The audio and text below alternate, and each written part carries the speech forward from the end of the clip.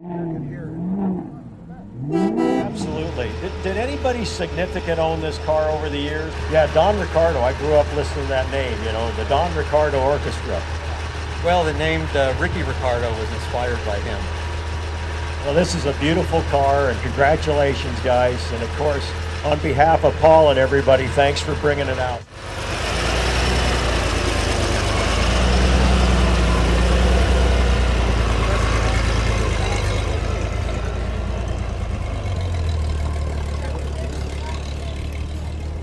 This is a Packard Caribbean, and as you can see from the golden age of excess styling in America, first place in the post-war U.S. class. Yep, they said that cars like this have to be left in the Palm Springs. Yeah, they have to leave the cars like this in Palm Springs. You can't take them out of the city now. It's got the pink stripe and everything. We need some flamingos in the lawn here around this thing, and it'd be right at home. What a beautiful car. Notice some of the styling cues of the era. A three-tone paint job, the twin antennas, and of course the fins of the era. And you know what? I bet you this radio probably gets terrible reception, even with those fish poles. Yeah, even with those antennas, the reception's probably still not that good. Yeah, that's right. Well, congratulations. Have fun there.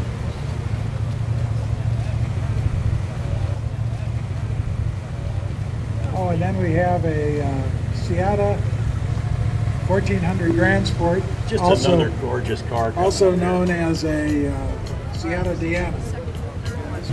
1400 Grand Sport with a 1400cc Fiat four-cylinder engine. These were dual-purpose cars. They could be driven on the street during the week and raced during the weekend. Just put it here, put it to the floor. It looks like a little bumblebee. Here's a wonderful example of the classic hot rod, the 32 Ford Roadster. And we heard a little bit about this car yesterday. Why don't you tell us the story about the build of this car? Well, my dad recently passed away, and last July we found this rather exceptional 32 Ford, and he said, "Rick, I started life off in a 32 Ford, and I'm not going to be here too much longer." So we put some tires and wheels on it, put a little bit of rake. We had rakeless pinstripe it, and put some different valve covers on it, and it's a tribute to my father. God, do I miss him, but I got to be with him today, and what a great event it's been. Well, Rick, congratulations, guys. And they ran this thing up to Idlewild yesterday. We really had a blast. So it's been a great event. Thanks to Paul and Holly and Ed. Good to see you again. And we are having a ball. So it's good. Well, that's great. Well, congratulations on all accounts. It's got the Halabrand type wheels on it. Rick Knoop, a fabulous race driver, as was his father. Right, and he's got the plate on the back that says Dukes.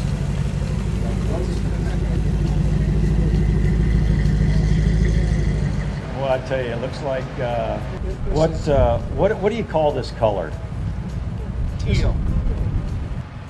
Well, I'll tell you, it's a testament to the quality that they built. You know, it really is. Congratulations, guys. A D12. This was a classic Cadillac. So thank you very much for bringing it. It's a wonderful example. Yeah, it's really, really excellent. Here we go. 67 Chevrolet Corvette. Really an iconic body style. I mean, this is Stingray. They just brought this name back, of course. You know, great idea, I think, on Corvette's part, Chevrolet's part, to bring the Stingray moniker back. Well, and they brought it back on a car that deserves it. Yeah, exactly right. This has got the red striped tires, of course, Michael, yes. Back in that era. That was a big deal. Those skinny paid extra red for those. balls. Oh, yeah, you did. And look at the restoration on this thing. You know, to me, this car is so iconic for Corvette racing. I mean, they've raced all the models, but this one really... Yeah, put them on the map. Right, it really did. Now we have an Austin A40. This was very typical of a British sports car of the time, using a four-cylinder engine. And these are rare, certainly over here. And this is the post-war European winner.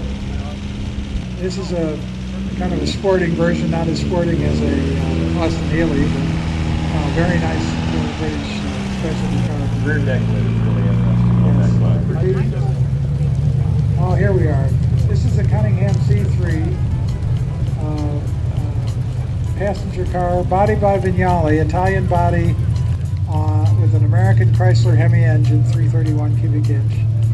These cars were built by Briggs Cunningham, who built race cars mostly, but to qualify as a manufacturer, he had to build some street cars because that was a requirement to enter certain races. And this car was obviously a very powerful street car that he built. It's on a Cadillac sedan. Right, but it looked like a monster. Built by Grumman aircraft engineers.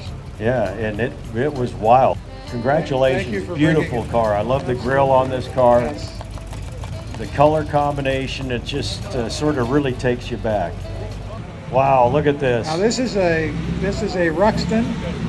Those cat's eye headlamps were a signature of it. It's a front wheel drive car. This is owned by the Peterson Museum. These are extremely rare and also extremely, as you can see, unusual, just the look of the car.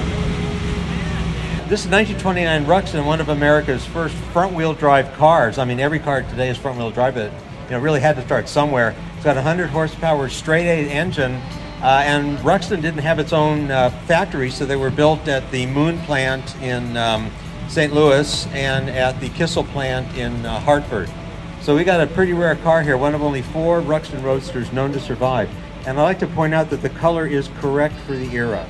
The color is absolutely correct for the era. It's kind of doubtful that many cars were painted this color, but they certainly could have been. Guarantee Chevrolet, Southern California. I think they were at Santa Ana. Yeah, that's what I thought. Fiberglass, of course, and with the standard Chevrolet 6-cylinder motor at the time, known as the Stovebolt 6, simply because of its utility. But these were an eye-opener, certainly styling-wise, if not performance-wise. C3s. Took a little later to get the V8s in them, and then they really took off. 1955. Exactly. Car number 298 of the first 300. Wow. So right at the tail end of 53 then. Last day of production. There you go. Well, that's beautiful. Thank you for bringing it. Yeah, that car is an absolutely gorgeous. Corvette really was, by Chevrolet, somewhat of a halo car.